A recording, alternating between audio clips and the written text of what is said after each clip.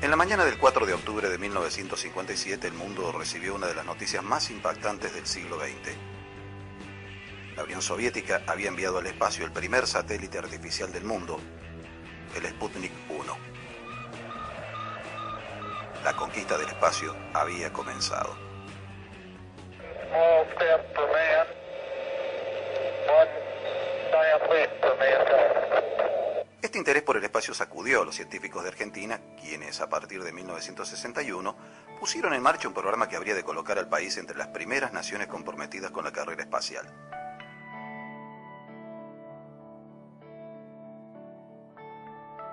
En un hecho poco conocido, el 23 de diciembre de 1969, Argentina se convirtió en el cuarto país del mundo en enviar un mono al espacio. De esta manera, el mono Juan se convirtió en el primer astronauta argentino.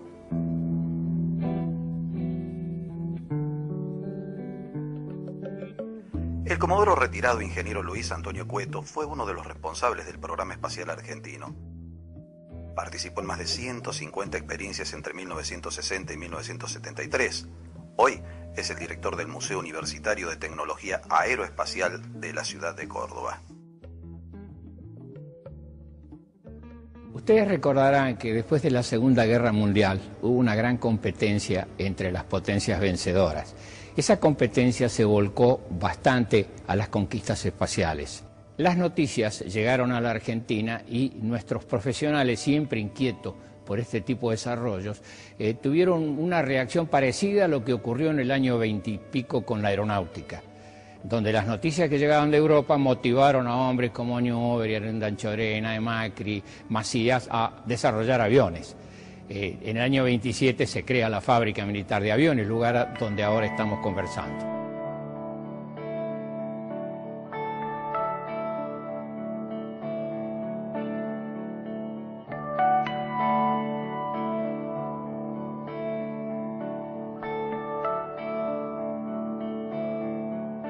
Volviendo al tema del espacio, en la Argentina, personas como el ingeniero Tabanera crearon la Asociación Interplanetaria, un equipo de gente que buscaba información, que se interesaba en el tema.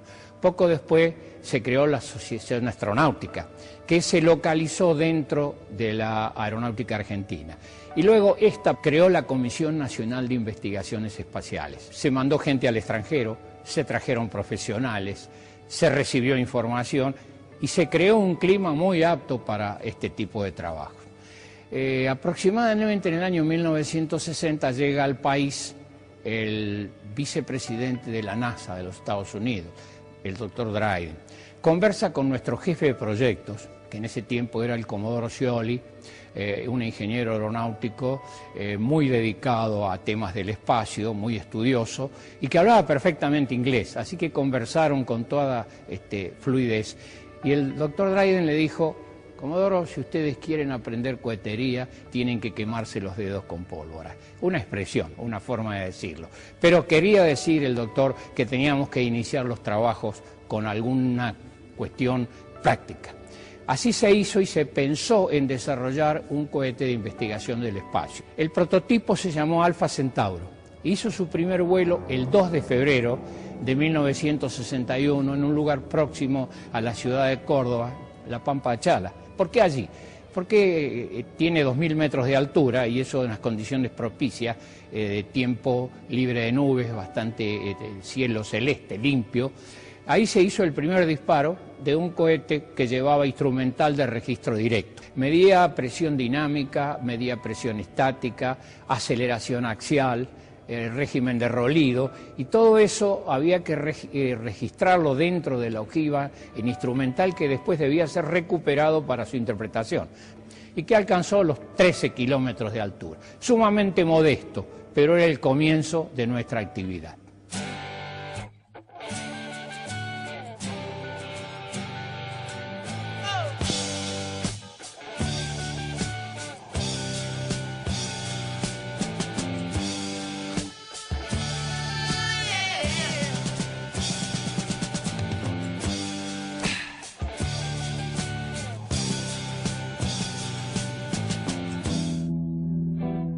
Acá dentro de la fábrica de aviones se hacían los vehículos, las cargas útiles, los instrumentos, etcétera, etcétera, con toda la experiencia que se tenía de la fabricación de aviones.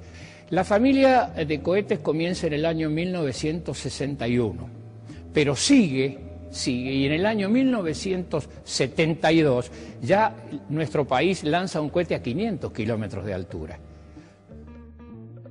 En esa década, que fue muy productiva, se hace toda una familia de cohetes. El Alfa Centauro en 1961, el Beta Centauro en el 62, el Gamma Centauro, con el cual en febrero de 1965 se realizó un lanzamiento desde la Antártida, el Orión, proyecto con el que se logra superar la barrera de los 100 kilómetros de altura, el Canopus, el Rigel, y por último el Castor, que es el vehículo más grande producido en los talleres del instituto para llevar a 500 kilómetros de altura una carga útil de 50 kilos de peso, alcanzando de esta manera las fronteras mismas del espacio exterior. El Castor era un cohete con una primera etapa en racimo, 4 motores en racimo, Canopus 2, y un motor en la parte superior, que era la segunda etapa. El racimo daba un empuje de 10 toneladas, 2.500 kilos cada motor, y la segunda etapa, 2,5 toneladas. ¿Por qué usamos racimo? Y no teníamos cohetes grandes. Cuando el equipo se traslada hacia Falda del Carmen y los trabajos se llevan en la planta, en la nueva planta de propulsión y de fabricación de motores cohetes de Falda del Carmen, ahí se logran motores de 500 milímetros, 800 milímetros y 1,50 m de diámetro. Entonces ahí ya se estaba en condiciones de pensar en hacer un vehículo de 4 etapas para ser lanzador de satélite de un satélite argentino. Antes de que el ser humano fuera lanzado al espacio en un vuelo tripulado, otras especies de animales fueron utilizadas para investigar los efectos biológicos de estos viajes. Tal vez Laika sea la perra más famosa, ya que fue la primera de su especie en orbitar la Tierra en noviembre de 1957. Al menos una decena de perros y monos entraron en órbita antes de que lo hiciera un ser humano. Argentina fue pionera en materia de experiencias biológicas. En abril de 1967 se concibió el denominado Proyecto Bio, consistente en lanzar al espacio pequeños animales de laboratorio a recuperar, entre ellos ratas y un mono. Cada vez que se hizo un lanzamiento de un cohete, siempre había un grupo científico paralelo que aprovechaba las mediciones tomadas en el vuelo. Un grupo de gente que estaba ubicada en el Instituto Nacional de Medicina Aeronáutica Espacial, consideró oportuno hacer mediciones con seres vivos durante el vuelo de cohete. El primer vuelo se hizo con una rata. La pequeña rata fue muy útil porque permitió poner a punto los dispositivos sensores. E inmediatamente después queríamos ir a algo mucho más importante, a un hombre pequeño. Un hombre pequeño es un mono. Entonces tomamos un mono caí de 1,5 kilos de peso, oriundo de la selva misionera argentina, y con ese pequeño animal se hicieron estudios a bordo de un cohete Canopus, con una carga útil engrosada, o sea, la punta del cohete donde iba el cono estaba engrosada con respecto al calibre del motor para permitir que entrara el mono sentadito y todo el instrumental adecuado para las mediciones. Ustedes pueden ver la cápsula que llevó a la rata mucho más pequeña y más adelante el motor cohete que llevó a 82 kilómetros al mono Juan, o sea, un vuelo suborbital con un mono, y el asiento, ese asiento es muy interesante porque coloca al mono en una posición donde las aceleraciones no lo dañen. En lo posible las aceleraciones deben entrar transversales al cuerpo del animalito, porque si fueran de cabeza a los pies se quedará sin sangre el cerebro, y si fuera de pies a cabeza las aceleraciones, habría tanta congestión en el cerebro que podía hacerle daño. La forma más inocua es que las aceleraciones sean transversales al cuerpo del animalito. Es decir, así como van los astronautas, sentados muy cómodos, reclinados en su asiento, el monito iba en ese tipo de habitáculo.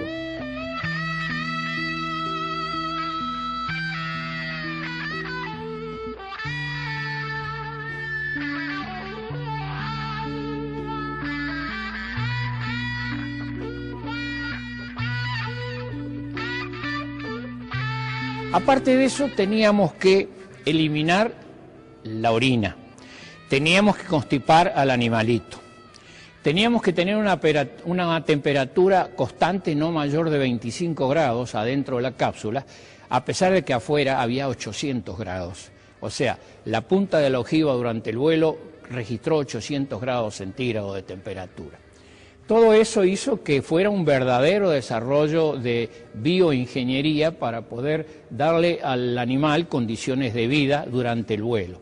El vuelo duró aproximadamente propulsado unos 5 minutos. Luego la caída en paracaídas y se recogió el monito aproximadamente a los 15 minutos.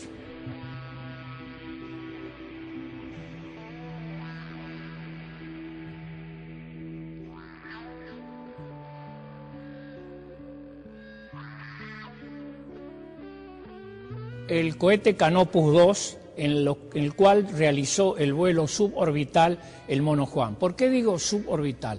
Porque la cápsula del mono subió hasta una cierta altura, describió la parábola clásica de un elemento lanzado hacia el espacio y cayó, no entró en órbita. Para haber entrado en órbita tendría que haber llegado a una determinada altura y tener una velocidad tangencial tal cuya fuerza centrífuga equilibrara la atracción de la Tierra y se mantuviera girando alrededor de la misma en órbita.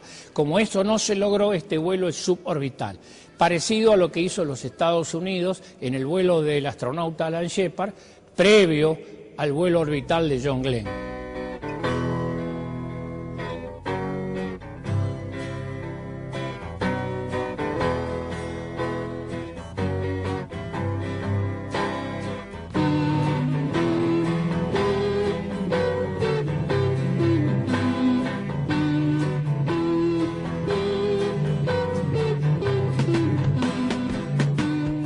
La secuencia del vuelo era la siguiente: la partida, o sea, el arranque del motor, aproximadamente a los 6-7 kilómetros el motor se apagaba y luego por inercia seguía volando y ascendiendo hasta los 82 kilómetros de altura, bastante fuera de la zona de la atmósfera. Recuerden ustedes que normalmente los aviones que vuelan más alto no lo hacen más allá de 14-15 mil metros. Juan voló a 82 kilómetros. En el vértice de la trayectoria se separaba la carga útil con el habitáculo del mono del motor. El motor caía a tierra y la cápsula desplegaba unos frenos aerodinámicos. Había que irla frenando para que cuando se desplegaran los paracaídas no se rompieran por efecto de la alta velocidad. Primero se desplegaban unas aletas en forma de pétalo, parecido a lo que pasa con la semillita del eucaliptus cuando cae suavecito y girando porque abre unos pétalos. Nosotros nos inspiramos en eso para desarrollar la carga útil y su sistema de frenado. Posteriormente a eso se abría un pequeño paracaídas que aumentaba el frenado hasta llevarlo aproximadamente la velocidad a 3.000 metros de altura del orden de los 30 metros por segundo. En esa situación se abrían las escotillas, ya estamos a 3.000 metros de altura, y se ventilaba por medio de una turbina en el interior de la carga útil, se ventilaba el habitáculo del monito. O sea, terminaba ya el mono de respirar su atmósfera de oxígeno presurizada con el cual partió y se conectaba con el exterior mediante una turbina de circulación de aire. Enseguida se abrían dos grandes paracaídas y el monito descendía suavemente hacia tierra. Nuestro problema era que no cayera en una zona con agua y las turbinas fueran a llenar de agua el habitáculo porque el monito se hubiera ahogado. Afortunadamente, en la zona de lanzamiento, que es la Salina La Antigua, próximo a la ciudad de Chamical, está bastante seco y no nos ocurrió eso.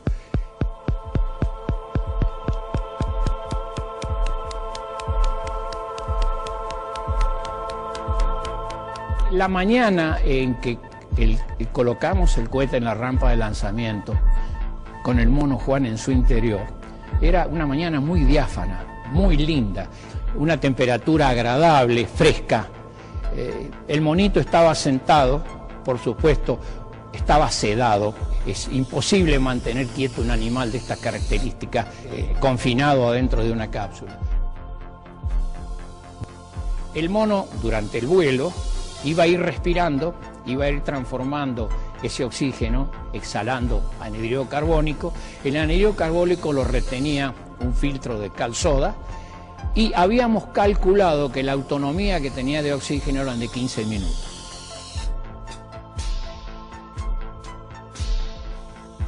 Por un pequeño vidrio nosotros lo mirábamos y bueno, era la preocupación de decir ojalá lo podamos recuperar vivo.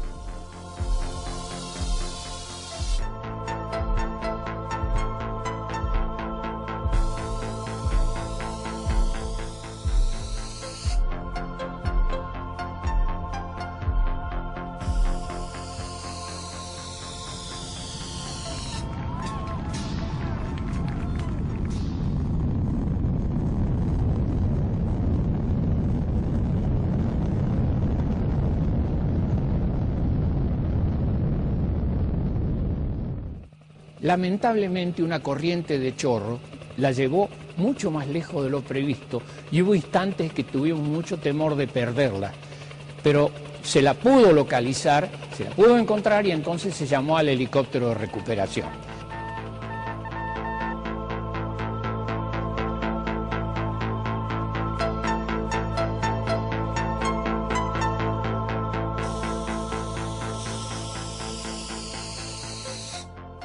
Se trajo en la cápsula y se la comenzó a desarmar. Y ahí apareció el mono Juan. Tenían una pequeña escotilla de observación, abrieron esa tapita y vieron que el mono Juan estaba bien y con vida. Así que todos nos pusimos muy contentos en el área de lanzamiento, sabiendo de que el vuelo había sido totalmente exitoso.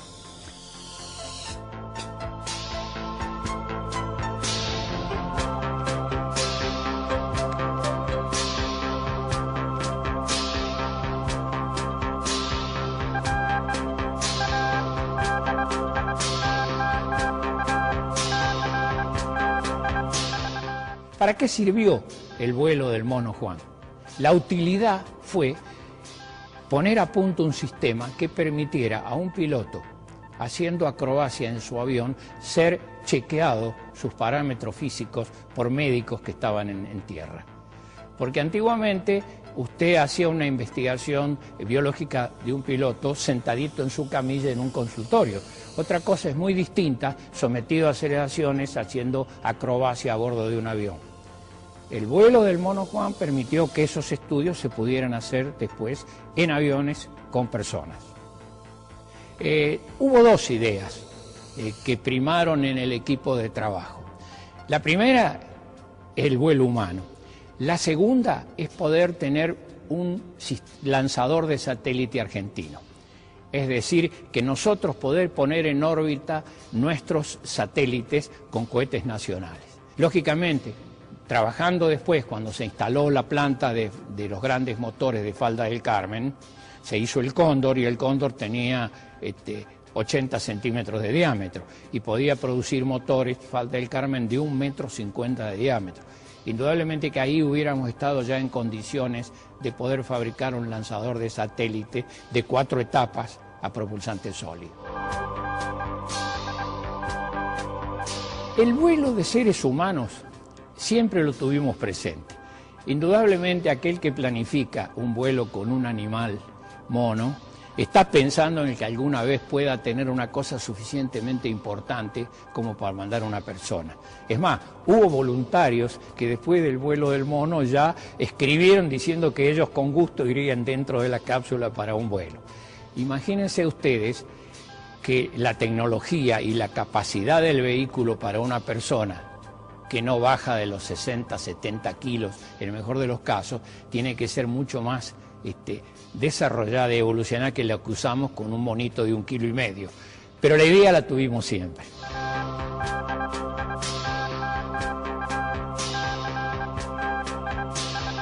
El mono después, posteriormente, fue estudiado, después se lo mandó al zoológico y vivió 2 años y pico más en el zoológico. De manera tal de que tuvimos un mono astronauta.